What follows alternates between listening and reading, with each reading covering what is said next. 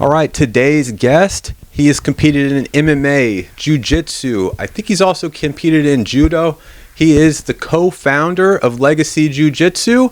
He's none other than the Brofessor, Mr. Jordan Kontra.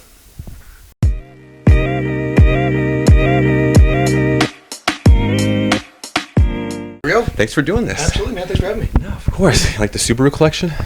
Oh, yeah. You said either Subaru. I was like, oh, nice, Subaru balling. Yeah, just park behind the Sierra Club one. You know, we took the sticker off the other one. We tried to get hate crimed in the neighborhood. Nice. You guys got plans on Sundays? You do anything? No, the girls are out in Girdwood right now with the in-laws. And, nice. So maybe a little Costco action. Nice. I didn't want to brag. Nice. Your wife doesn't know about that? No, I like to keep it secret. Otherwise, she's going to want to go. I feel like if I went to Costco, my wife would have to go to Costco. Right? Oh, yeah. No, this is a privilege that I get all of my own. Yeah. Nice. And you enjoy it, huh? No, because I would also never go to Costco. So I despise Costco, but I love Costco. Costco's great, but I don't want to slander them on your podcast. But, big sponsors. But no, it's I don't know. The masses of asses and just it's horrible, especially a weekend trip. Oh, it's awful. But it's the only time I have. So you guys do a lot of Costco shopping? We don't know how to shop at Costco. That's why I asked. Like her plan behind Costco is go there and shop for one dinner and spend $200 on one dinner and then have tons of stuff we'll never use again. Yeah. You get like a pack of throw rugs or something like for dinner. Bunch of pillows, whatever. No, I'm pretty efficient Costco shopper. Nice, that's good. I've got into a fine science.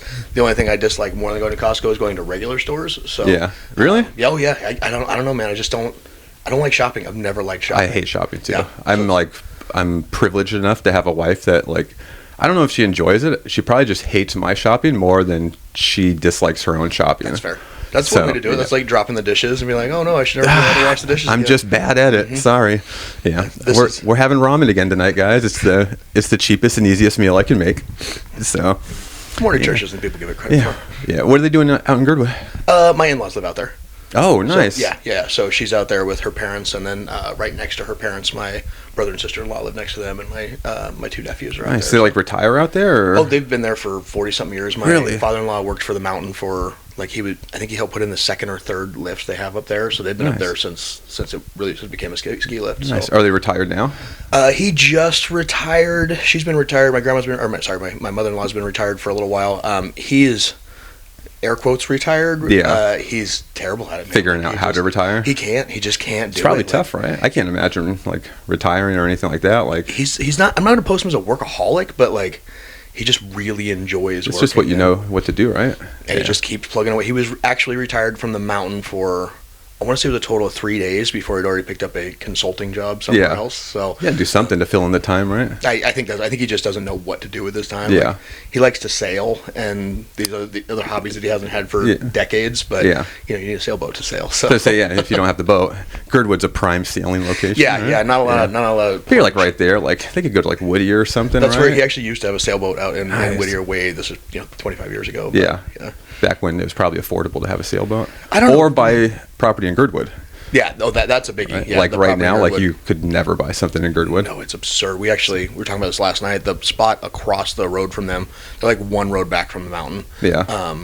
Was for sale for $325 or something a few years back, and we looked at it. Had kind of a tear down house on it, and we were we're not going to pay $325 for a tear down house. Yeah, and now it's well over $500,000. You could have torn it down and sold it for $725 right now. Oh yeah, it's crazy right now. Yeah, so it's Girdwood's a super popular place, especially in Alaska, let alone, but just the prices of land and housing and all that, and then you get to the prime, say, tourist spot Girdwood that has right next to the Whittier or Alyeska or something like that, or just on that coast, let alone that's just going to skyrocket even more. Oh yeah, I don't expect it to go anywhere, but it's perfect. You have so much access to the rest of Alaska, right? And then, and plus the mountains, your backyard, you got all the glaciers right there. Yeah, all the hiking. We want to go hiking there all the time, in the summer times, but either maybe the weather doesn't work out, or the hiking that my wife wants to do isn't hiking, it's just walking, something along a trail. She's there's a nice creek here, or want to do this. I'm we're trying to go climb a mountain, we want to do prime hiking. I'd love to do is that Crow Pass Trail. Yeah. Have you ever done that? No, I have threatened to do it a couple times, and actually that's where I'm at right now. Yeah. Brendan and Addison and I had a plan to do it a couple years ago, and we I started the process of bailing out, and then everybody else bailed out after me. But that's probably what happened with me too. I'm a huge I would love to do this. Sometimes, I'll make plans, and then as they get there, I'm like, I kind of regret making these plans. Why'd I do this? And then I'm like, it turns out I don't want to do this. But I feel like I'm at a spot now to where when we lived in Alaska before, my job consumed everything. So I couldn't do any Alaska activities, right? And then now that we're back, last summer, we went hiking more than we've ever been hiking, all together that we've lived here. We went camping. We did these activities because I wasn't so tied down with work. And now I'm like, we should hike that mountain. We should make this Crow Pass Trail an overnight thing and just camp in the middle of nowhere and do this. So I feel like I'm pretty committed to doing it now. To whereas before, I would hope that someone else would bail out.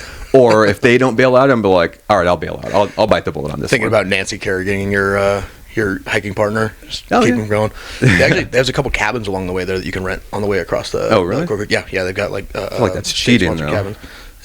You make your own rules. You can make, I'm trying to sleep in a tent or under a tarp and make it really legit. Just rough it out. Yeah.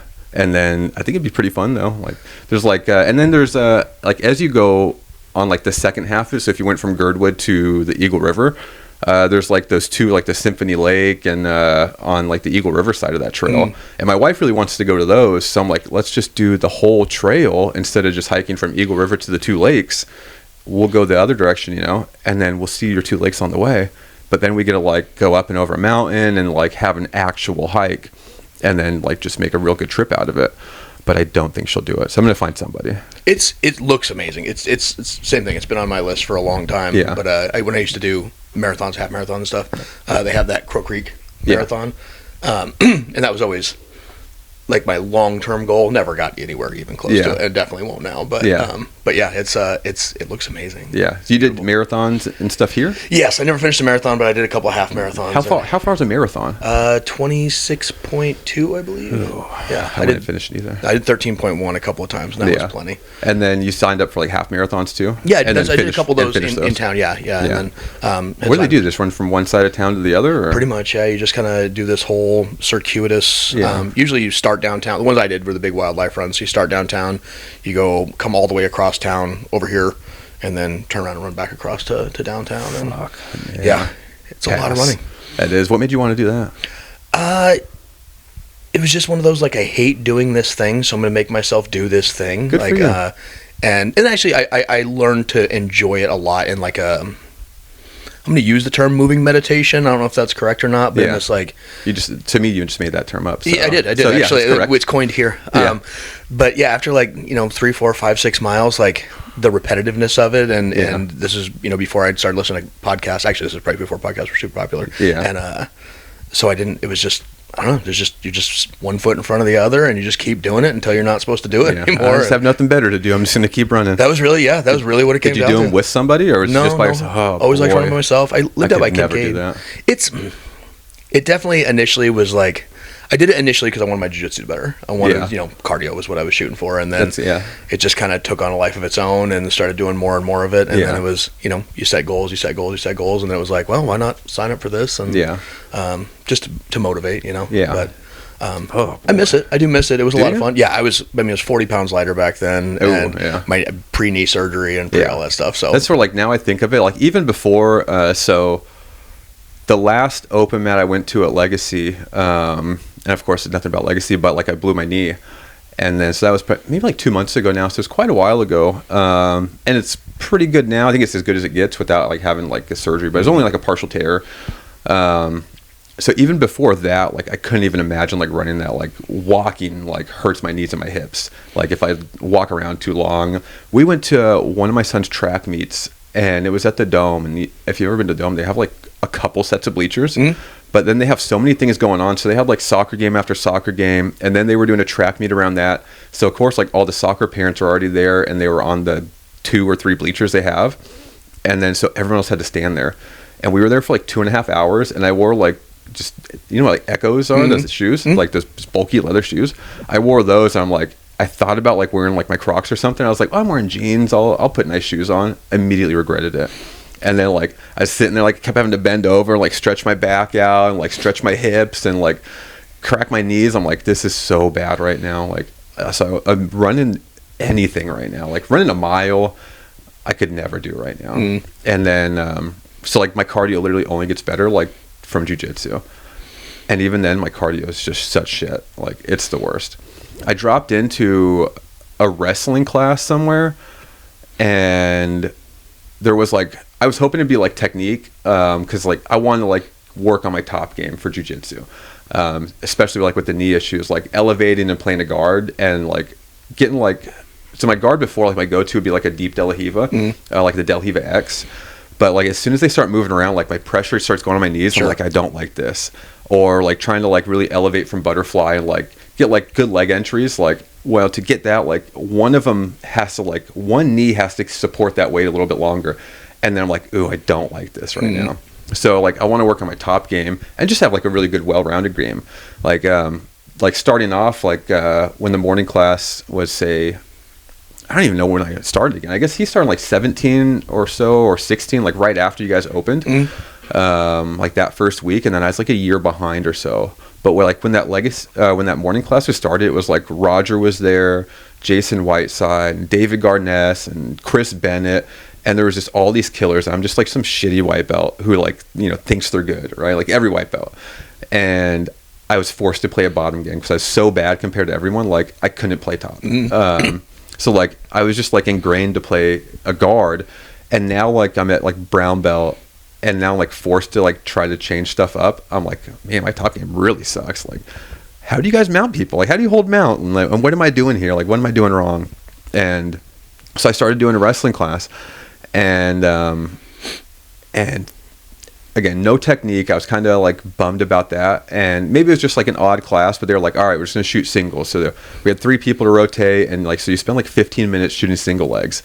And you know, like all my wrestling comes from jiu-jitsu, so like my single leg game is pretty limited. And then they're like, all right, now we're gonna shoot doubles, even more limited. And then we had 15 minutes left, and by this time, like I was pretty dead already. Like I'm soaked in sweat, like I'm like taking a second to get up. And then like, all right, now we're going to go live. And then we had 15 minutes. I was like, fuck. I was like, I could probably leave right now. Like, oh, yeah, I forgot to tell you. I got to get my kids today. I got to go. It's 8 o'clock at night. And then by that time, like, I was so dead. I'm like, jiu-jitsu cardio was like, my jiu-jitsu cardio anyway, because like I play the laziest game possible. So compared to like a wrestling cardio or like a judo thing to where like you have to stand up multiple times, that's it for me. So like, even like the morning class, like I'll start some around standing, but then like after like the first takedown happens, I'm like, all right, I'll just play bottom now. Like we're done. If you're standing up, I'll play bottom. I'm good. And I think it's just, like I said, just lazy jiu-jitsu. Like my whole game just consists of like falling to one hip and then playing like this. And then like, all right, whatever you do, you do. But I'm not going to move from here. If it works, it works. Yeah, so far it's worked, I think. I just got back from Hawaii, and we went to a class there. Mike Bishop was there as well. Yeah. And we went to a class over at Island Jiu Jitsu. And warm-ups. I haven't done warm-ups in... Ooh, yeah. I don't think I've done warm-ups since I got my black belt. It was really? Like 9 years ago. Yeah. And, I mean, you know, usually I'm directing and, you know, glad handing people and stuff when they come to the door. And, yeah, the warm-ups almost killed me, like, single-handed. Of course, it was in Hawaii, too, so it's like 85 degrees. And, they got fans going, no air conditioning. It was actually... They had an asbestos problem in their other buildings, so they were in this like old Chinese restaurant. So it was just even you're getting all the heat from the restaurant. It was also just it was really kind of thrown together. It was kind of fun in like a Fight Clubby sort of way, honestly. And the group was great, the instruction was great. You know, they were doing what they could with what they had, but yeah, those first 15 minutes were just miserable. Yeah, I could imagine. So it was like kind of the same in Florida too. Like you get that like nothing but humidity. And then it was just like, like to get used to it, you walk in, and especially like when you walk in the gi, and then their classes were like, there was so like 60 people, and it obviously wasn't as big as like the Legacy, the main room, because like what gyms are that big, right? Yeah, we lucked out. Like it's so lucky to be there. But it was probably about the size of like the one across the parking lot, roughly about that size. So like, about an average size gym is what people would probably think of. But it was like packed with like 60 people in there in like the evening classes, and immediately and you know, it's like nothing but humidity. It's 80 or 90 degrees. It was rough to get used to. Even no-gi was like bad in that sense there.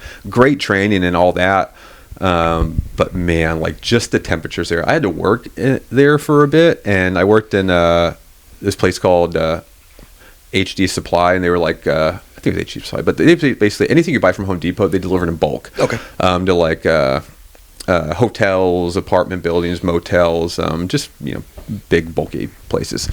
And to start the morning, you get there at like 5 a.m, so it's probably I don't know, it's still pretty humid, but it was in a big warehouse with no air conditioning and no nothing, and there's like 15 people in there, like unwrapping, thousands of items, sorting it out to your truck, loading it into your box truck, which, inside that truck's going to be even worse in the warehouse. So you had to change like an extra pair of clothes to come and then change in to go actually do the work the rest of the day. And it was by far the worst thing I've ever done. That sounds miserable. It was miserable. Yeah, and I lived in Arizona for like 8 months, and different sort of heat, right? Yeah. But still, like I do like humidity there, or it's just like that dry heat, right? Yeah, just like walking into 110 degrees. I was working construction when I first got there. I just picked up a gig, got there in June, and I think I got heat stroke like my 3rd or 4th day on the job. Just full body cramping. Yeah, it was terrible. We had some jobs at the old job I worked at before, and this was like more when I wasn't like at like high up in the company. Like I was just kind of a laborer and like, I don't want to even say ran their paving side yet, but I was just on it and kind of like the person like kind of calling shots on it, but like in training to like be the lead of like their paving crew at the time. So this was like a decade ago, and we were paving that AFS football stadium, and it was like in August or July. And I would say it was like in the 80s, which like the 80s here is like, it's like the different type of heat, like you're saying. Absolutely. So like it was 80 degrees here was like 65 degrees in Florida. Like it was just like a weird 20-degree difference. And it's like that dry, like I don't know if you're just so much closer to the sun or something, but you're like burning alive. And like at the time, like my diet consisted of like gas station foods because you're just on jobs all day. And then like rock star after rock star and the minimal amount of water. So by the time like we were like not even halfway done today or halfway done today maybe, like I was like sitting there like pouring like water over my head because the same thing, like just heat stroke was right there, and like I fucking could barely move or anything. Like I can't imagine doing construction again now. Like no, I would like preferably hopefully never have to. Like I'm trying to do something back with that company and hopefully just do estimates for them.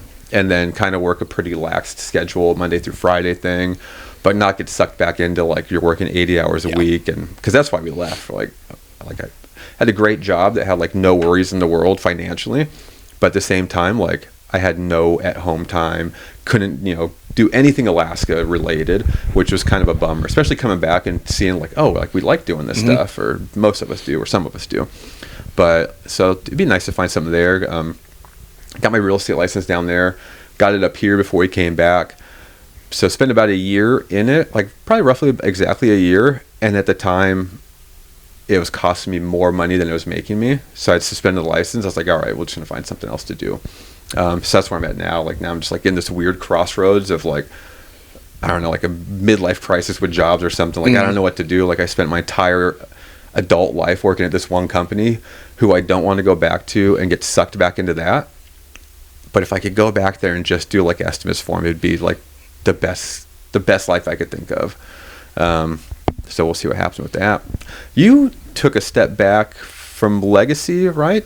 I did for a little bit, yeah. Well, I was trying to do the fire department for a while, and I'm still hoping to give it one more shot, I think, before I decide that the universe doesn't want me to be a firefighter. So that's where I'm at too. And down there in Florida, my wife was like, why don't you do like the fire department? And at the time, like when she first brought it up, I was like, this seems like one of those jobs where like you think of as a kid and like, or a cop or an astronaut. And I'm like, I'm not really sure. But then I started thinking more about it. I was like, that would be a really rewarding job. Like I would love to do that.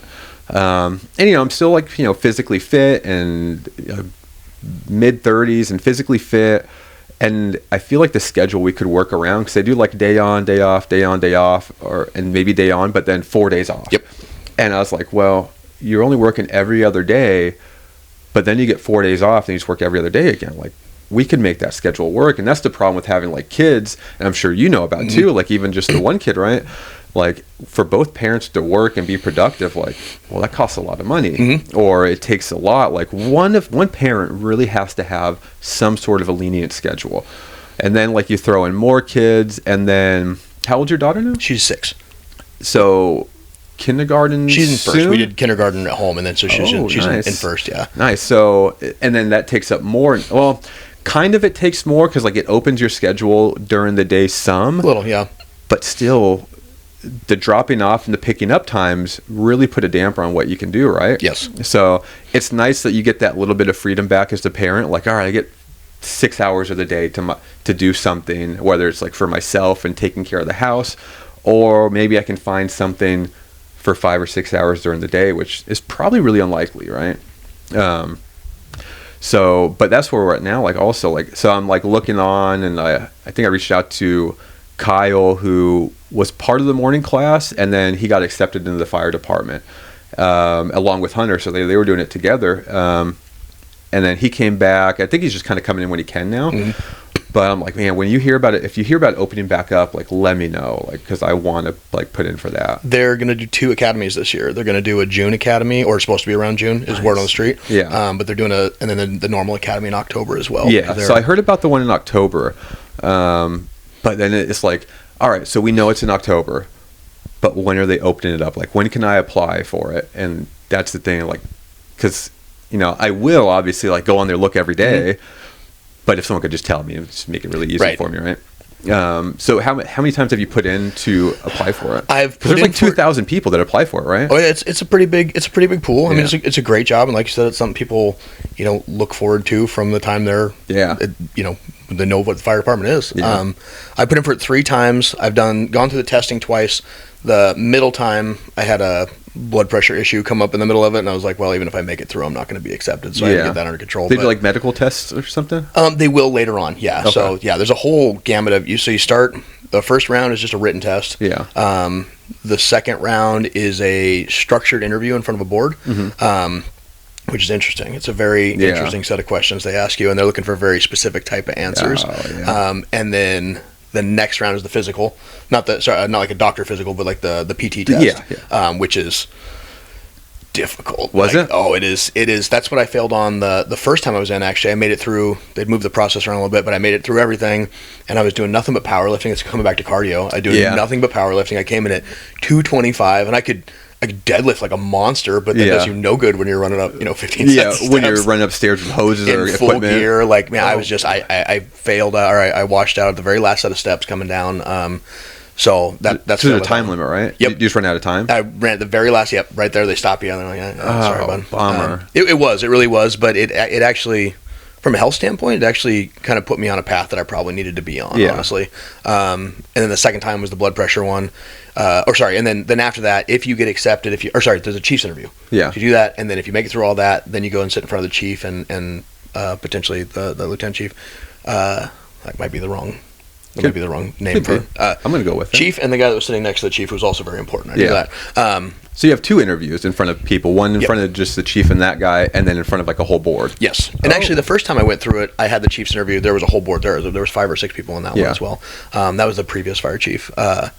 And felt like I did pretty well on that one. That was during COVID, so it was all Zoom, which I think I thought would be harder, but I think made it a little bit easier. You think so? I think so. I hadn't had a lot of Zoom experience, because it doesn't really come up in my line of work, but I think it made it easier for me. There was something about that disconnect. That there's less pressure, right? Yeah, I think so. A little less like less intimate interview. Exactly that. Yeah. I feel like for that interview, like I would need to be in front of people, because like if I'm just on Zoom, I'm like, this isn't real. Like I think that's what helped me. I really think that's what helped me, because the second time through was when I did the written, and then I bailed out because I had the blood pressure thing. We got that under control, and then this last cycle I went through, and same thing. I made it through to the chief's interview, and I walked out of that like I went into my truck and I set my forehead on the steering wheel. It's one of those. I drove home with no music on. It was one of those moments where it was just, I was like, that was garbage. Yeah, you just had the worst training day of your life. Oh, it was so bad. I just knew that, like, I didn't even know who that person was they were talking to. Like, that guy was dumb. Yeah.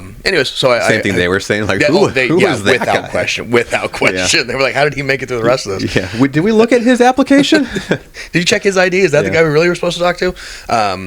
But at the same time, too, like, looking on the flip side of that and a little time to ruminate on it, that's a job that deserves the absolute best candidates they can get. And at that point in time, I was clearly, for whatever reason, was not the best candidate that day.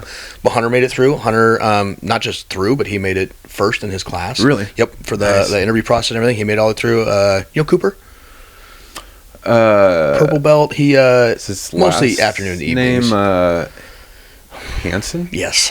I think if he watches this, I know him. If he doesn't watch this, I think we know each other through like Facebook and Instagram. Sure. Yeah. He made it through the last one, and so he just got off probation himself too. So we got a few firefighters in there, but he cruised through the physical in like 6 minutes flat or something. Like maybe I should start doing some cardio. I don't. He was also, before he got this job, he talking to me about it. He goes, I'm coming in out of shape, and I blasted through it in like 6 minutes.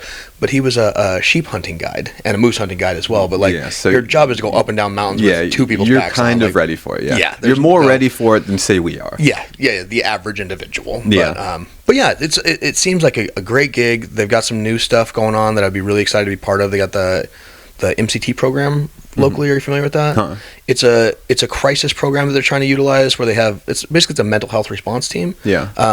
So instead of getting the police involved in some of these mental health responses, they have a paramedic and another person that I assume is probably a mental health professional that rides with them, and they start to respond to these things. That's great. I can imagine that'd be a lot more, like, if done right, that'd be a lot more helpful than like a threatening or intimidating police officer. Oh, absolutely. Going in to talk you down. Right? Absolutely. Like, I mean, you have. And nothing against police officers in this case, but they're not trained to do that, right? That's not their job. So, and they're and like even like if like they're the nicest ones in the world, and some of them are, right? That it's still like a threatening person coming in, like someone like that has obviously a ton of authority, to where like you would think a firefighter or like the paramedic, whatever one shows up, or I'm sure maybe they both do, but like they're a lot less intimidating. They're a little more peaceful coming into it than with like a badge and like weapons on. You got a gun on your hip like that. That immediately. It immediately tenses something up, and obviously the person that they're going to respond to is already tensed up. Like there's. Something to de-escalate a lot easier. So I think it'd be great. It seems this new program they're doing. They've done a couple 2 years now, and mental health stuff is super near and dear to my heart. Anyways, it seems like a cool program, so I'm gonna give it another shot, and we'll see. And then again, if not, then maybe I'm just supposed to stick with this jiu-jitsu thing, and maybe see. But again, like this could fit with that schedule. That'd be great. Absolutely. So if I see it like the application open up, I'll text you, and you just do the same thing. Okay, the June one is coming up. That one's kind of amorphous, but the October one's pretty much the same. I think it's like October 15th every year. I wonder, like, there's the thing that like blows me away, and like you said though, like that job requires the absolute best and like someone that's on all the time, right? That can't like slip up during like a small like physical test, in comparison, a small physical test or like a small interview. Like if you can't get through those, like, you probably shouldn't be in that like that intense situation of like an actual emergency. But like they have like 2,000 people sign up at a time, right?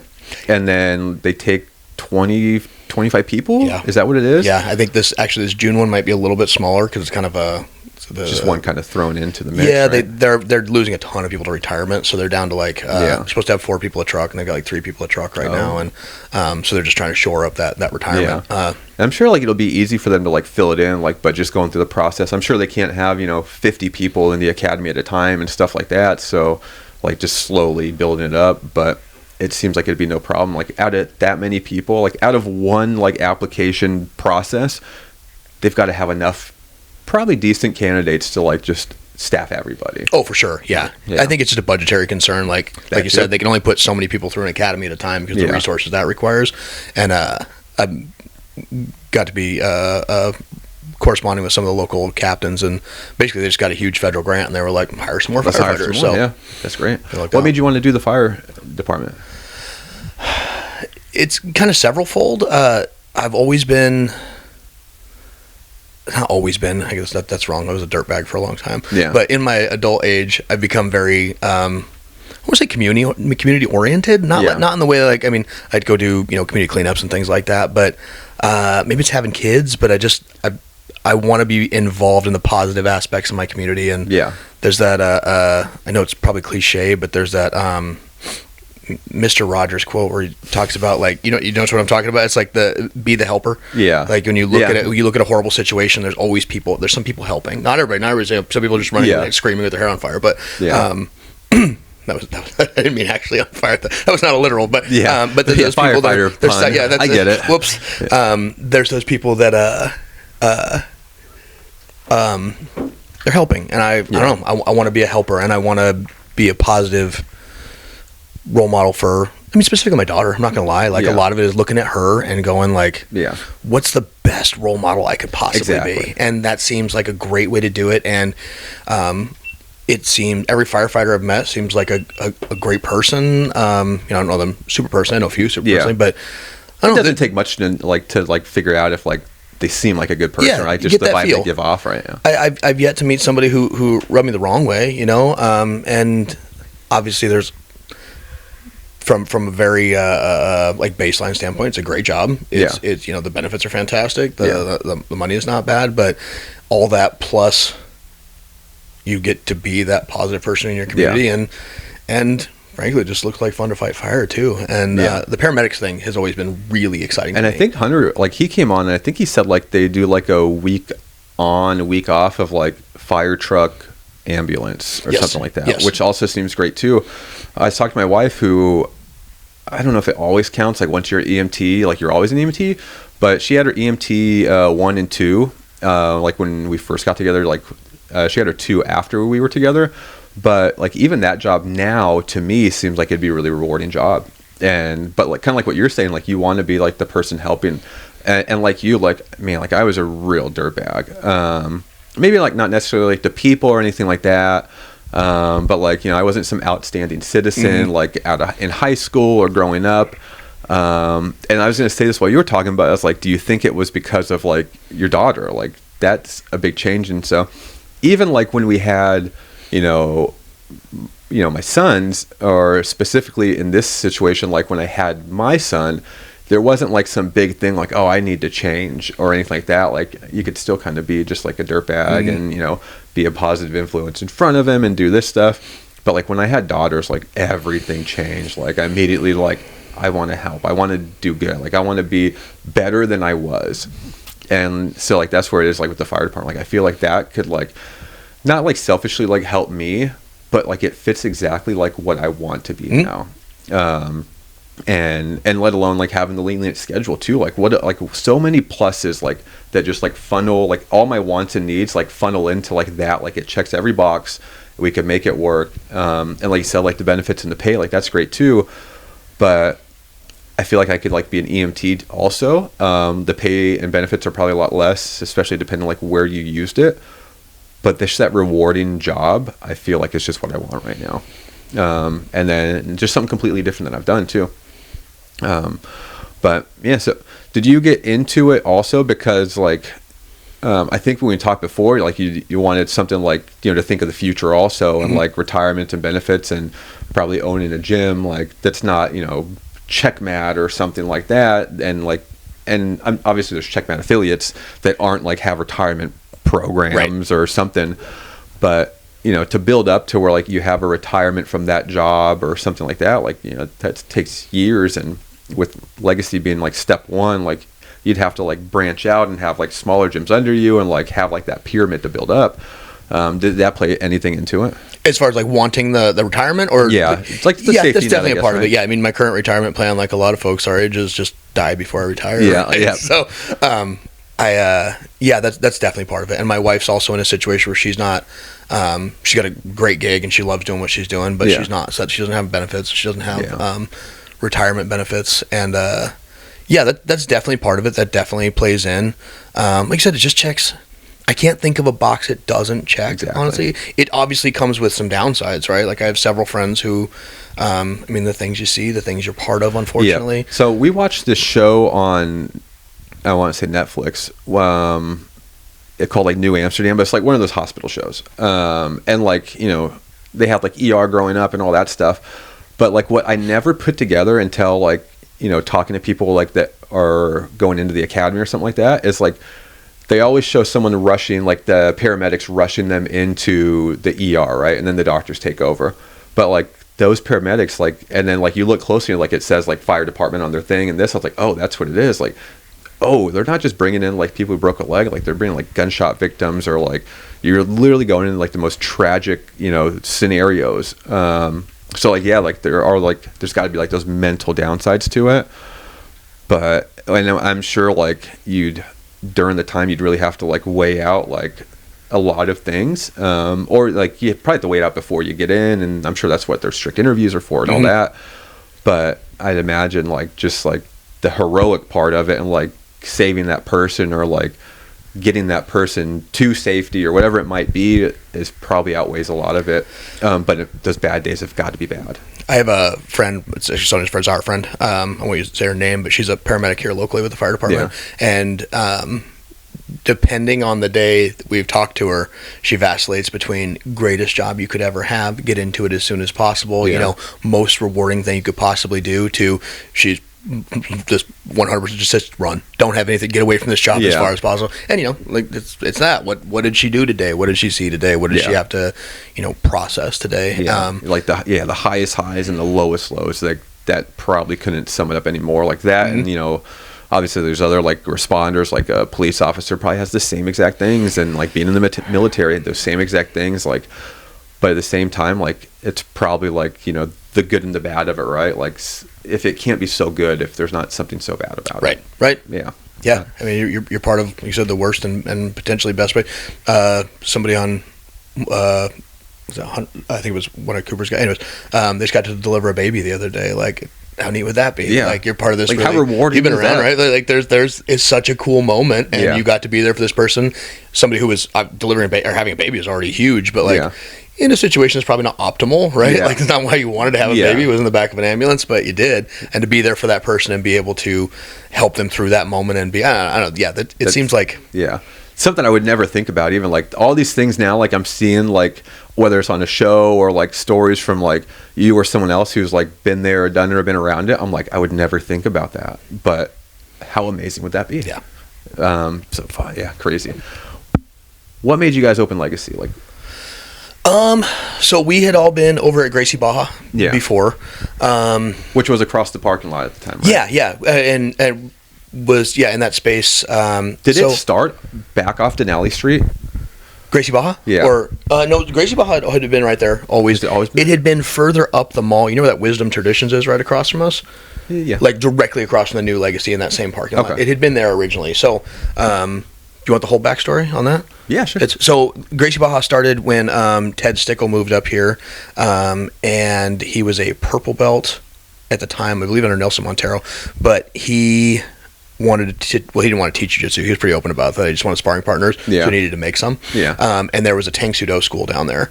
And so he asked if he could come in and teach jiu-jitsu there. They said yes, and they just put a tarp on the carpet. And that's where they started. And then you get a lot of our, there's Carl Rosen and Gary Monroe and some guys that have been around forever. They're still in the community. They're not doing jiu-jitsu anymore because they're all, you know, older. They're all professionals too. They're all surgeons and anesthesiologists and stuff. And anyways, so it started there, and then the jiu-jitsu the jiu-jitsu part built up and started to kind of take over, and then it became jiu-jitsu with a Tang Soo Do school inside of it, and they put some mats down, and that's when it was directly across the street there. And that's when I started, was right there. It was just a single 1,500 square foot space, no locker rooms, no nothing. And then from there, about a year after I started, it grew big enough where Bob Grunder decided he was willing to throw some money at it and make it like a real studio, and that's when we moved down to the end there by Eldrick's, and that's when that iteration, which was probably 2000, I'm gonna say 2007, 2008. Yeah. And is that when you got into it? I was in it the year before I started here. I started jiu-jitsu. I started jiu-jitsu in earnest in about 2007. I kind of played around with it a little bit in 2005. I was a MMA fighter. Me too. But which meant absolutely nothing at the time. Exactly. And so that's when I got started there was 2008. I actually started at Frontier Valley Tudo. Did you? Yeah. We're under Danny Malin? Yeah. Okay. That's where I started, and then I tore my Achilles, a complete tear of my Achilles during a Muay Thai class. Yeah. And then it brought me to a position where after that it was like a year before I was allowed to like start bouncing around again. So yeah. So when you started at Frontier Valley Tudo, which was around 2005, you said? I want to say 2005, 2006, yeah. So was it still in that like tiny garage off of International and A Street? No, we moved over there. We were originally that Frontier Valley Tudo started over at the Spinard Rec Center under a guy named Trevor. And then when Danny took it over, they didn't have a space anymore. We were actually in, do you remember the Club O bar on Old Seward? It's right next to that U-Haul that's on Seward. It's the Onuri Church now. O-N-N-U-R-I. Yeah. But it's right next to the U-Haul there. And that was like decades ago. Oh, it was, right? It was 2006 or so, 2005. And we would go down in the basement. The janitor was a friend of Danny's, and he would let us in. I don't even know if we were supposed to be in there or not. Very Fight Clubby. Yeah. And we'd go down to the basement. We'd all grab a broom. We'd sweep up all the cigarettes and glass off the floor. Yeah. And we'd lay our mats down. We'd do whatever we did, and then, I mean, there was actually like a who's who of Alaskan fighters there at the time. They weren't anybody yet, but like some of us were, running upstairs smoking cigarettes between rounds and stuff. It was pretty like I said, Fight Clubby, but that's where I started, was there, and then not long after that we moved over into the space that you're talking about. But which I'm sure comparatively, like, it was better. Oh, tremendously. But at the same time, like, it was almost like a storage unit. Oh yeah, it was nothing huge. Yeah, it was still very Fight Clubby. Yeah.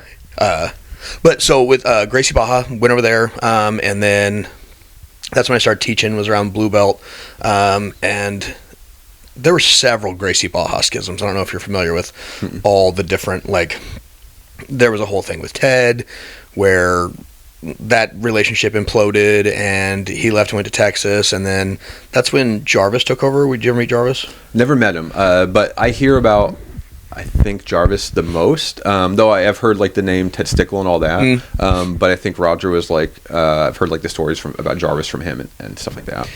Jarvis was a very strong personality. Yeah. He was had a very specific type of jiu-jitsu. He had phenomenal jiu-jitsu, and he was a phenomenal jiu-jitsu instructor, and I'll go to my grave saying that. Yeah. Very like old school Carlson Gracie, like there's the only positions are side control and knee on belly, and he really was very good. Yeah. And a very good teacher. His bedside manner was lacking a little bit. Yeah. And anyways, over time, he and I's relationship started to kind of devolve, unfortunately. And I got my black belt in 2014, I believe. And about a year after that, things just continued to go downhill at Gracie Baja. I didn't disagree with the way he was running things, in that, like, it's your gym, do what you want to do, man. Like, I'm not here to tell you what to do, but I don't agree with the way you're running things. It doesn't, not that I didn't agree with it, it didn't appeal to me anymore. It wasn't fun for me. It got to the point where it was like I was going to a job, and it's jiu-jitsu, man. Like, it's really hard to make somebody feel like that, I think. And so I started to enjoy being there less and less, and it was becoming less and less of a family environment. It was going more and more towards, like, it was just a workout. It was a gym. Yeah. One of the things he actually always told me was, and I have a lot of Jarvisisms that I still think I think of a lot, and I use in day to day. And he always told me, listen to the way people talk about the gym. They call it gym, they call it dojo, they call it academy, they call it what do they call it? And that might have some bearing onto what they're there for. People that are there at the gym, maybe they've got fitness on their mind, and they're here as a way to not have to go lift weights or run or whatever. And those that are in an academy, like, they're here for the pure knowledge of it. And those that are here at the dojo, like, they have a more martial sense, and I kind of vacillate between all of those, honestly. I call it the shop usually, but anyways, it just, we had a personal disagreement, several personal disagreements that finally led to me going, like, well, I got to find something else, man. Like, it wasn't even on an angry level. It was just like, I can't do what you're asking me to do here. I can't commit as much time as you need me to commit here. And, like, I have bills to pay, you know? So, that led to either, getting a new job. My skill set is very small and not very much in demand outside of the jiu-jitsu community. So, I just told him one day, I was like, I think I'm going to go start my own thing, man. Yeah. And, it just so happened that Jared and Nico at the same time were kind of looking to expand their horizons. They didn't like the way the MMA team was being treated very poorly over the time, both by Bob and Jarvis. And I mean, I get where they were coming from, but nobody deserves to be treated that way. So us and the MMA team, we kind of up and went over. I went as far away from Gracie Baja as I could and still be in Anchorage. And started Legacy, and that was our storied beginnings. Yeah, I've got to say I really missed that East location. I do too. I do too, actually. Do you live on this side of town? I don't. I did for a long time, but recently we sold our place. There was actually a accidental cop on cop shooting in our front yard, and that was the final straw. And I was like, we got to get it. It was really silly, but it was accidental. They were trying to arrest somebody else, and then the guy had his AR slung behind him, and apparently it swung around and shot the other cop in the femur. But like 2:00 in the morning, and Yell and I are in the front room, and she's listening to this guy like scream bloody murder, and I'm dying, and then there's other guys screaming. I was like, I don't live in this neighborhood anymore. But so we're over on the Diamond and Jewel Lake right now. Okay, just moved over there, which is closer to work. Much for closer Sunday for you. night. Yeah, nice. Nice. Yeah, well, we started, and when we started at Legacy, again, Vincent started well before I did, and I was just at the time, like, like out of high school, about the same time, 2007 for me, like I got in and decided to be an MMA fighter, and started at Frontier Valley Tudo with Danny, and then I knew Terrence and Maurice in high school, and I guess they just, ended up having kind of like the same, passion I did.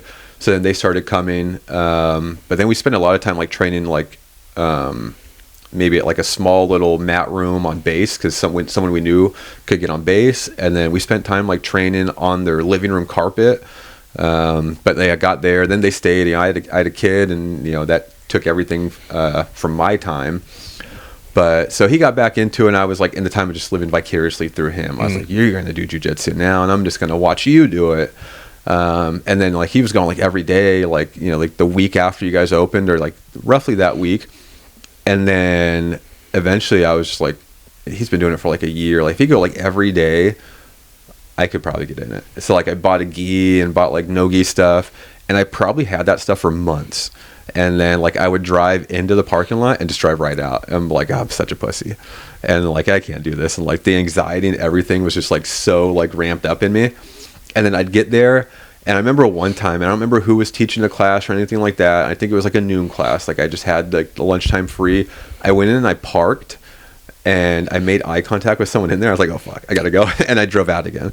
But we started going, or he started going that week, and just happened to be a coincidence. Like at the time you guys opened, I was Googling. Like, so he was gonna do wrestling, and we went in. Like the first day of wrestling was it was supposed to like be like the parents meet the coaches and all this stuff, and we went in, and there was hundreds of kids in there, fully dressed out and all this, and like it was not like just meet the coaches. Like it was a full-on practice, and like at the time, like he was kind of like timid and all this. Like so, we're like, all right, you don't got to go out there if you don't want to, and we were like, all right, jiu-jitsu would probably be like the pace, and like at the time we Googled it, like you guys just opened. And it was right next to our house, like we're 5 minutes from there. Like it couldn't have worked out any better. And of course, then, ended up going to, then you guys had the 2 locations because you took over Gracie Baja, right? And then everything slowly moved into that one, and now we're across the parking lot, but all the way over there. But man, like just that, someone on the east side was just amazing to have. And again, it worked out for us at the time that we got in with Legacy. Just couldn't have worked out better. And then, so what made you guys move over to the other side? Was it just like the lease was up, or a better deal, or a combination of things? It was, several of those things. As far as that east location goes, I miss the intimacy of that room. Like I really liked. I don't get me wrong, the space we're in now is phenomenal. You can't beat the space you're in now, but I understand. But I prefer the blue room. I like the blue room because I like the intimacy of that room. I miss having that small space. But we were paying just basically. We thought the way buying Gracie Baja was presented to me. I would be lying if I didn't tell you it was just a little bit of like turning the knife. Yeah. There was that one of the that was part of it. But But the place that we were in over here on the east side was atrociously expensive for what it was. Yeah. I bet they remodeled it and did all this. Like they did that after we left, or as we were leaving. They were starting the remodel. Yeah, that's they were putting that new facing up and stuff. Yeah. But they got the money for the remodel, right? Probably, yeah. But that place was like, there was like a tiny needle park around back. If you went around back in that little green belt there, there was always people like pissing by the dumpster out front. And like it was poorly managed, poorly taken care of. One of the final straws was that bingo place up the way had hired an armed security guard to walk around. A couple of armed security guards, there's one in particular. And there was an incident one day with him and a tow truck driver and myself. And it turns out, like, he's not a licensed security guard. He's just some dude with a gun walking around. Yeah. Like, just the whole thing. And I was done. But we had hoped when we bought Gracie Baja, well, we were told that it came with a number of students and that we were purchasing, the business and the student body. Turns out like 12 students, which is a shot in the arm, but not enough to support. I mean, we're paying, I want to say we're paying close to $13,000 between the two in rent. Yeah. Which we do not operate on that sort of budget. So that's really what it came down to, is we try to keep it operating as long as possible, and once we split up and Grant was teaching over there and then I was over there and, thought it would bring in more people, and it really just ended up dividing our student base. It would, yeah. To what was more convenient. So, it was, frankly, that place over there on International was cheaper than this place was. Yeah. And for what we were getting bang for our buck, it was a little more centralized location, so kind of met everybody's needs. Not everybody's needs, but kind of like, I mean, it's like in the middle of everyone's needs, though, right? That was it was kind of the best choice we could make at the time. Yeah. And it was a nicer facility, and Bob had done a great job of decking that place out. So yeah, that was what it came down to. It was just affordability and what served everybody out. But I personally, I missed that east side a lot. And then the other one was we teamed up with Avalanche. Yeah. And we had so many kids in there. Like you try to pack 60 kids on that mat. That even the Gracie Baja mat was fantastic. I mean, it was like 2,600 square feet of mat or something. Yeah. It wasn't a small mat. No, but for a jiu-jitsu gym, it's a good size. Oh, perfect. But I try to get a wrestling team in there with 60, especially people. like probably Anchorage's biggest wrestling team. I'd gotta imagine. Yeah. Like, oh boy, even like if you go in there like during a wrestling practice now, like it's even filled up. Like because they operated at like Golden View Elementary or something before, and they had like a giant space over there which was filled up. So yeah, you can't operate something like that. And it gave us the opportunity, and also helped us join forces with them, and then there was also COVID stuff going on at the same time, and it kind of made sense in the moment. And we've failed upwardly nonstop. It's we've made poor business decision after poor business decision that has somehow worked out for us. So that's kind of how that came about. But I do miss that East Room quite a bit. As Josh Branham used to say, like, had a little dirt in the corners, and I kind of liked that about it, honestly. It was nice. I liked it. But I like where we're at now too. There's obviously just a completely different feel about it. Yeah. But as far as like growing a business and stuff like that, like, well, you don't want to stay in a tiny room. Not that it was tiny. I mean, it was nice and set up, like two different little mat spaces and all that, and dressing rooms and all that. But yeah, like if you're trying to grow and expand and do this, then like what you guys are doing now is great. Having the cage is nice, having the ring space, all that, And then different rooms, a weight room, 2 different mat rooms, a vacant space next door to you guys' building. I'm sure you guys have seen that. We have, and actually a business friendly to us might be moving in there shortly. I'm not going to put anybody's business out there, but something that would be a positive addition to what we've got going on. Hopefully there. A juice bar. I've tried to get trying to talk Danny into getting his barista license up front there, and and the juice bar can't be too far behind. Get a couple of blend techs in there, and we'll go. But that'd be fun too. A little acai bowl or I'm something. I'm up for it. Yeah. Man, so many things to try to get into, but you usually just cut off about an hour. Competing in jiu-jitsu. Were you a big competitor coming up? I was at Purple Belt, up and through to Purple Belt. And at Purple Belt in particular, like I had my eyes on ADCC, and these days I don't consider myself to be a top-notch grappler necessarily, but at Purple Belt, I will toot my own horn and say I was pretty good at Purple Belt. And, I feel like I was like the best at Purple Belt. And then like coming up and like I don't know where I'm at in Brown Belt. Like I think I'm towards the end of it. I didn't talk with you for a long while, and then set up a time to talk to Roger, and we had a same thing, a really good long talk, and he had a nice little, Roger's like calculator, like he's a doctor, his mind works in like that way. So like at some times it's like, all right, everything he does is for a reason. Like, I'm being completely left alone at brown belt and like trying to like figure my way out in a dark room for a reason. But then like with everything else going on, I was like, all right, is it for a reason? Is Roger still Roger? What's going on here? But then we had to talk, and he has this like he has a great like blue belt path in the test, a great purple belt path written up, and he had a brown belt path now where he finally wrote up. And I was talking to him, and like one of the things was, he's like, when you're a black belt, I want you to be able to tell me what a black belt is. And then at the time when he said it, I was like, what the hell are you talking about? Like, I'm a brown belt. How would I even know that? Mm-hmm. And then like it starts to like really sink in.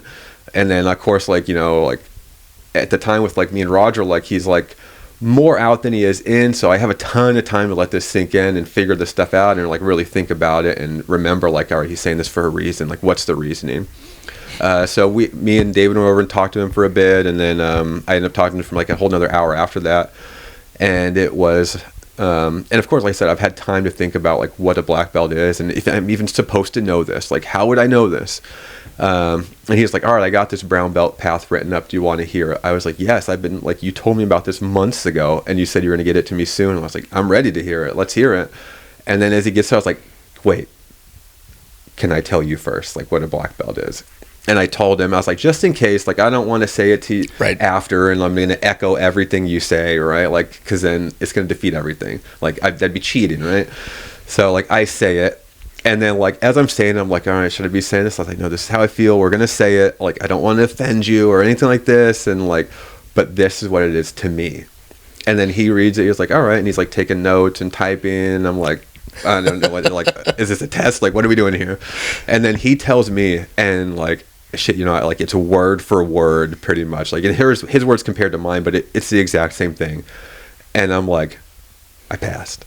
All right, we're good. And I walk out of there feeling good. I was like, all right, like, I'm so glad I did that. Like, I'm glad I stopped you from saying it, said what I needed to say, and told you, like, this is where I'm at, this is what I think, this is like who I am. And like a lot of it for him compared to like the psychological side and the mental side of it, instead of, you know, like like purple belt, like you probably know more moves than you're ever going to use, mm-hmm. right? And then at brown belt, like now I'm like tightening things up, and like I was like, oh, do I really need to know these crazy submissions that are just fun because you're a purple belt, mm-hmm. or like do I probably need to like really secure this position and like cut those steps down from like the berimbolo and do something else from here, do that.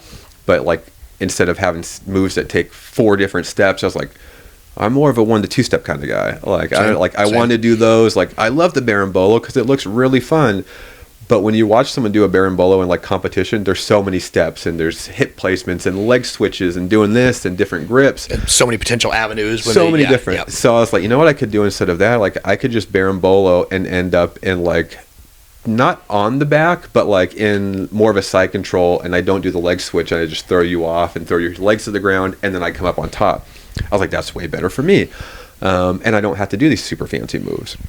But yeah, so I had that talk with him, and I walked out feeling great, and I feel like we made some progress. Because when I went to Florida, I made it a point to tell him, I was like, I don't want to be under anyone else. Like, and because he was like, you know, if you want to go down there and be a part of a different gym, that's perfectly fine. I want you to know. I was like, no, like I'm in jiu-jitsu right now partly because of you, mm-hmm. right? Like I want to be under you. I was like, so he's like, I don't know how you want to make it work. I was like, I don't know either. Like I'm going to be 4,000 miles away. I'll figure it out though. So a lot of it was like trying to stay in touch with them, do this, and like, you know, send videos or rolls. I'm not a huge fan of filming rolls. Mm-hmm.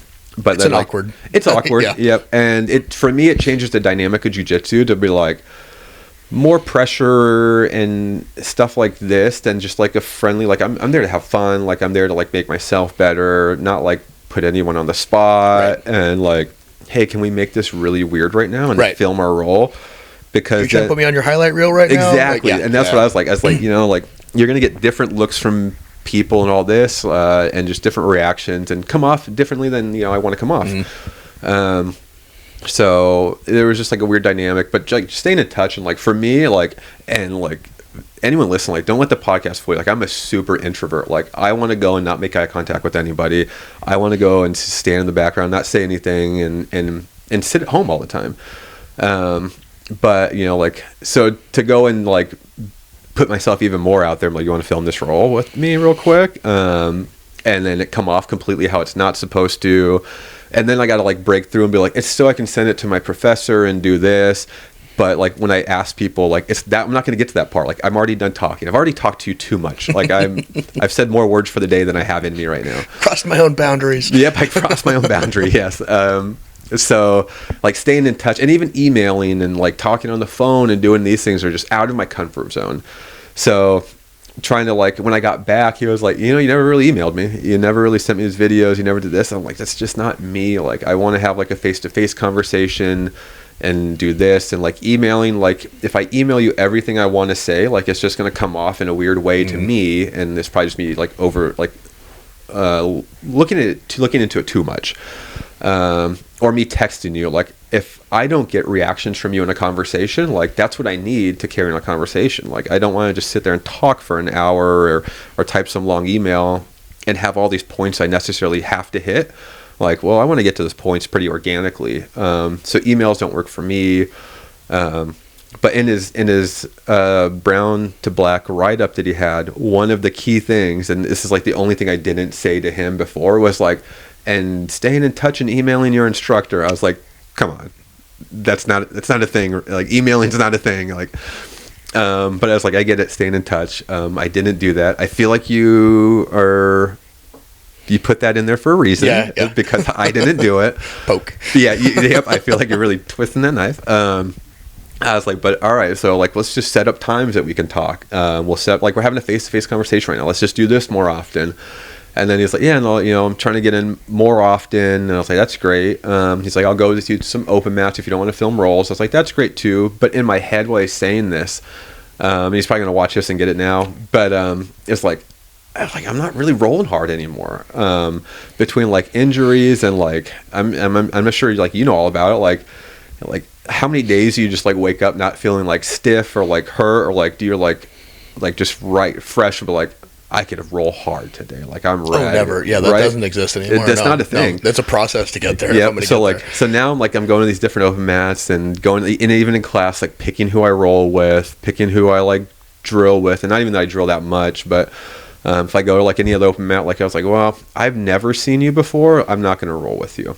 I'm going to watch you roll a few times probably, if we roll at all. And like I want to roll with like high level people that can have like not like slow rolls with, but technical rolls, and nice good rolls with. And I'm going to get everything I need out of that, because like I'm not trained to be a world champion or a state champion or trained to compete at all, possibly. Like I'm just literally trained to like just be the best me I can be and just have a good time and have something to do. And of course, like I want to be a black belt and do this and have like that last big goal. But like I don't necessarily have a reason to roll hard anymore. Like I rolled hard all the way up until like brown belt and even a little bit into brown belt.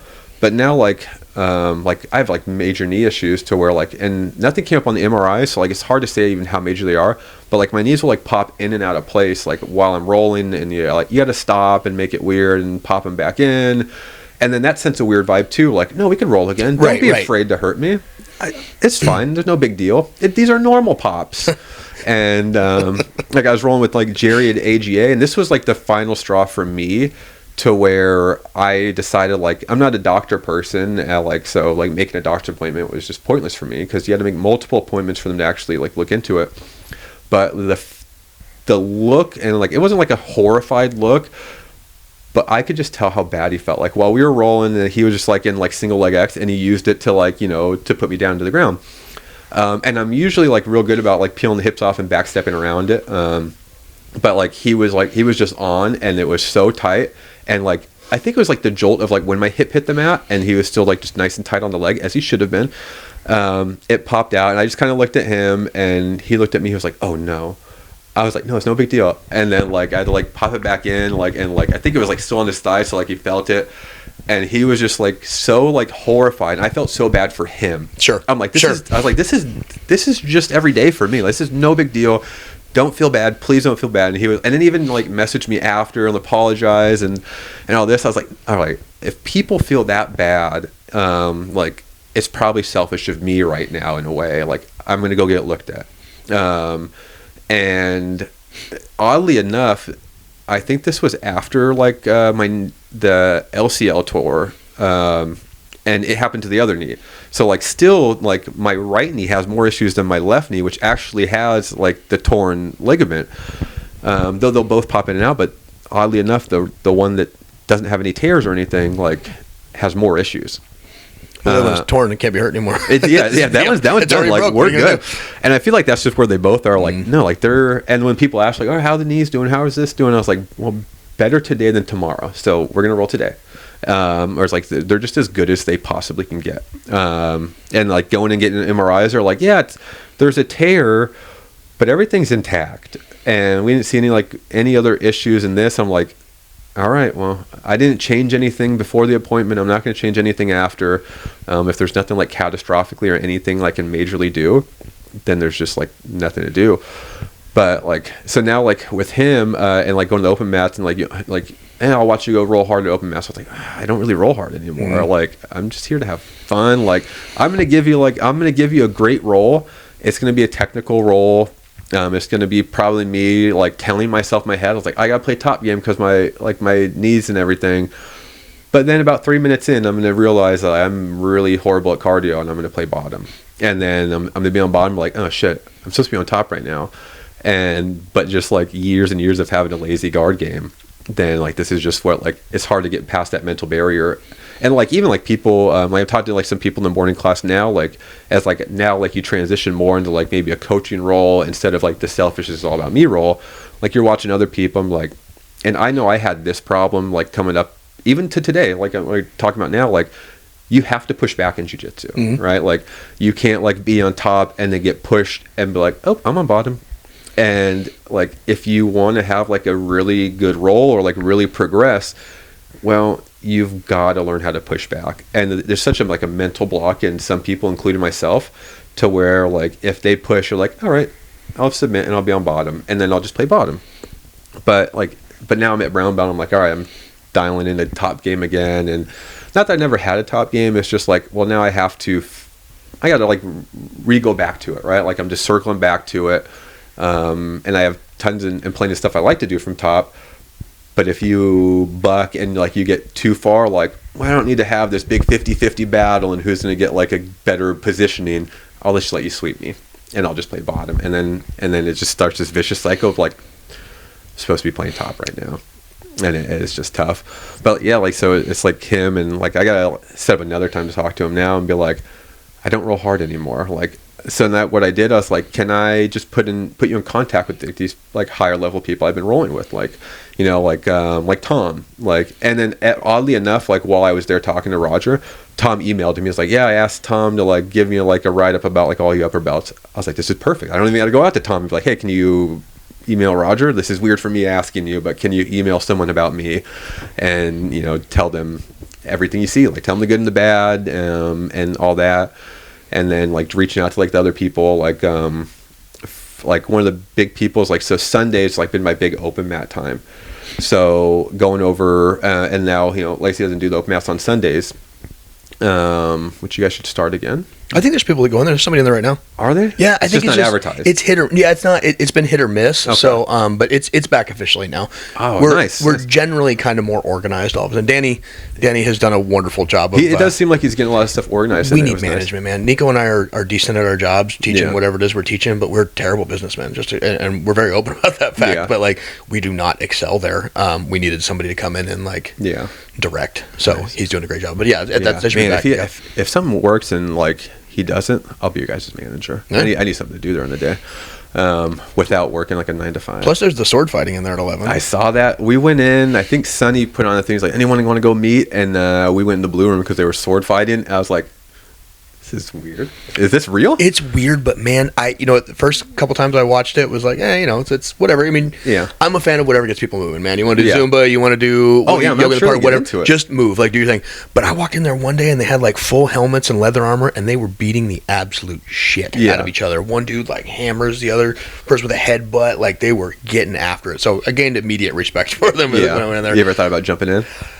No, I'm not interested in getting beat up that way. Yeah, exactly. Yeah, like I'd rather just do jiu-jitsu than like getting hit with anything. Yeah. Like the reason, like I would love to do some MMA classes. I feel like that would just help me, like somebody in general, like be like not submit to the bottom position, or like that's why doing like a wrestling class, like let alone like, man, like if you ever watch like a good wrestler, like they can shoot from feet away. I would love to be able to do that. Let alone just have like a good game. Like my jiu-jitsu wrestling's decent for jiu-jitsu. But I'm never going to have like a wrestling shot to where like I can just level change and shoot in on you without having like set up with an arm drag or something. But doing something that's going to teach you not to submit to that bottom position. But the thought of like, then I was thinking, I was like, I love to do an MMA, but I don't want to get punched. I don't want to get hit at all. Like, I think what really like has the allure for me for that is like, maybe I just want to do like some cage wrestling or something and have like that and like fight for positions, but I don't want to get hit. Especially not with an axe. Yeah, no shit. Yeah. Oh man. So aside from jiu-jitsu, do you do anything like a workout regimen or diet or anything like that, or is it just strictly jiu-jitsu? No, I'm coming back around to it. Actually, I've got John Martin is actually shout out to John Martin, Spartan Fitness. He is currently putting me through like a MMA cardio program, MMA fitness or program, I should say. Nice. Getting me back into that shape because I've been terrible about cardio for a long time. Yeah. I fell in love with powerlifting a few years back. I used to be about 160 pounds and just fell in love with getting stronger, which destroyed my mobility because I cannot operate in both two places at once. So so these days I'm doing a lot of yoga, and I've really come to enjoy the practice of yoga for its own practice. And with the running, right, like initially it was just to make my jiu-jitsu better, but now it's become something like I truly enjoy doing it. And rock climbing has become the big family thing. Aniela got into it, just suddenly found it and is like, that's all she wants to do is rock climb. And so I started doing it. And in the same, like there's a lot of parallels between it and jiu-jitsu in the community in particular, but that high stakes problem solving that isn't really high stakes problem solving. With MMA it is, right? Like get your nose busted. Yeah. But in jiu-jitsu, like worst thing that happens is I got to tap and we reset. But there's that analog of high stakes problem. I fall, but there's a rope here, so it's no big deal. But I've really fallen in love with climbing these days. I actually I've never actually been rock climbing, though I would like to. And I had a couple from ABJJ, Dylan and Elliot came in, and they were big into rock climbing also. Yeah, I see Dylan there all the time. Yep. Yeah. So then she was like, "You can come with us. I have passes." I was like, "Oh, this is one of those times I say I want to do it, but I'm not actually going to do it. But I would love to." It's like putting myself out there and like in like an uncomfortable situation. It's just like a weird introvert and anxiety thing for me. I totally get it. But I love watching it like on YouTube. I go on like these deep dives of watching like just random people and their documentaries they make and their quick videos or to long videos and like big Nat Geo films they put out. I love watching it. So your daughter got into it though, right? Yep. Is that what got you into it?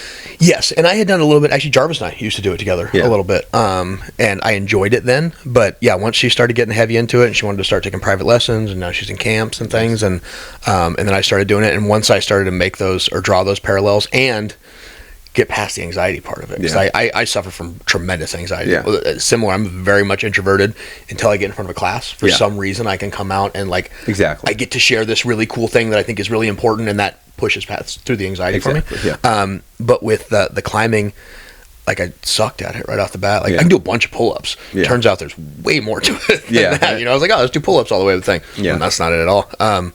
But once I realized that, similar to jiu-jitsu, like you look around and everybody's failing around you constantly. Like the whole point is to go in and fail as much as possible, so you can fail less each time.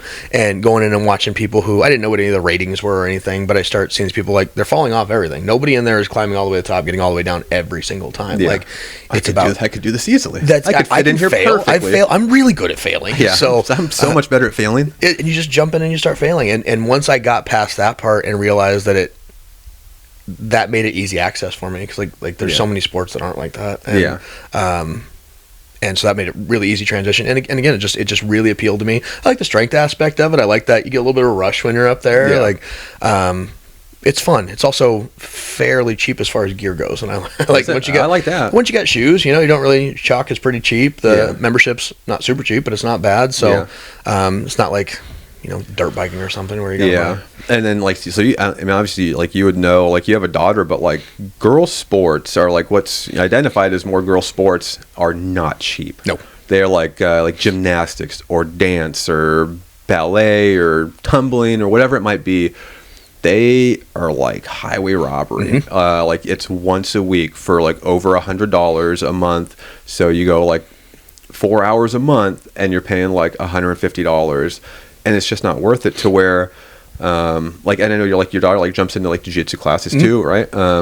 And for any kid and like any parent, which if you're watching this, you obviously already know, but like jiu-jitsu is like one of the cheapest things you can do.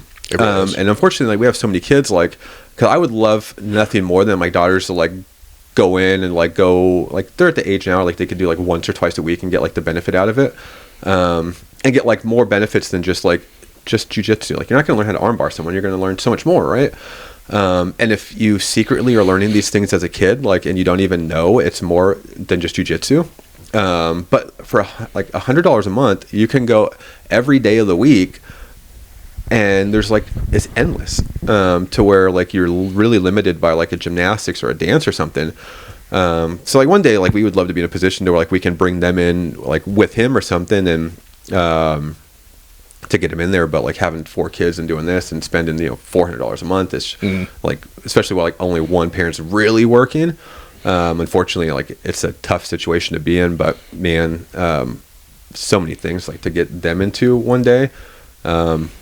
But yeah, like that's the goal. But again, like you can't beat that jiu-jitsu price for it. Get a gi and you're good to go. Yeah. And the one thing I do really enjoy about rock climbing, just daughters and sons, is that since rock climbing is so much more about strength to weight ratio and not so much about pure strength, like the best climbers in the world are, the men and women are like, even the pay, for competitions is the same. Like it's a very egalitarian sport in that way, and it's very not female led necessarily, but they're right there. Whereas so many other sports are so male dominated that that not necessarily it's not that they're not accepting, right? There's the women's divisions of things, and but the climbing community, when I go to the rock gym, I don't think I'd be exaggerating if I said it was at least 50% women, if not more, maybe. So that was really cool with somebody with daughters as well, like to have them in a sport where they don't feel like less than. Yeah, for sure.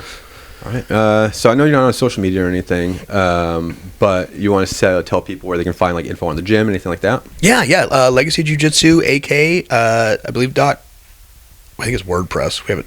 Our website's not great, but you can find us on Facebook. You can find us on Instagram, Legacy Jiu Jitsu. There is a Legacy Jiu Jitsu out there that Alberto Crane runs in California. We're not that one. But yeah, come check us out. Come check the gym out, and thanks for having me on. Yeah, no, thank you for coming on. And then you can find me on Instagram and Facebook at the Mediocre Grappler. Though on Facebook, you can also type in Mark A. Robinson II, and then the podcast on YouTube and Spotify. All right. Thanks, Jordan. Hey, thanks for having me. All right.